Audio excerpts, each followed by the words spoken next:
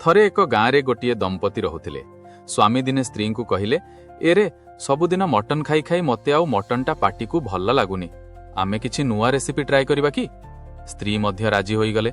दुहे मिसी कथबार्ता होई कि सेदिन मटन बोटी आनिबाकू निष्पत्ति नेले। स्वामी मटन बोटी आनिबा परे स्त्री ताकू बहुत भल भाबरे रांधिले।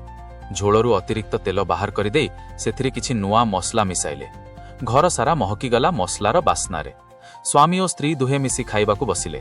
प्रथम खंड मटन बोटी पाटिरे पकाउण स्वामी मुहरे आसीगला एक भिन्न प्रकारर चमक। से आनंदरे स्त्री को कहिले, बाह, एइटा तो मटन ठारू आहुरी बढ़िया लागुची, एथिरे तमे किछि नुआ जिनिस मिसाइछ ना? स्त्री मधुर हसटिए हसी कहिले, हाँ, आपणको पसंद आसिला तो?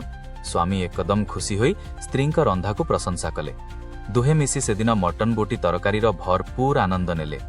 एथिरु जଣା पड़े जे केबे केबे किछि नुआ जिनिस। गप शुणु शुणु आमर मटन बोटी प्रस्तुत हो गलानी। आपण माने मध्य घरे एई भली स्वादिष्ट मटन बोटी बनेई निज परिवार सहित यार मजा नहीं पारिबे। तेबे एही भिडियोटी आपण मानकू केमिति लागिला निश्चित कमेंट रे जणाइबे।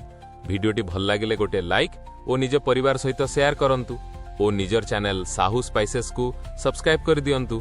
देखा हबो अन्य एक भिडियो रे। से तोर पर्यंत धन्यवाद।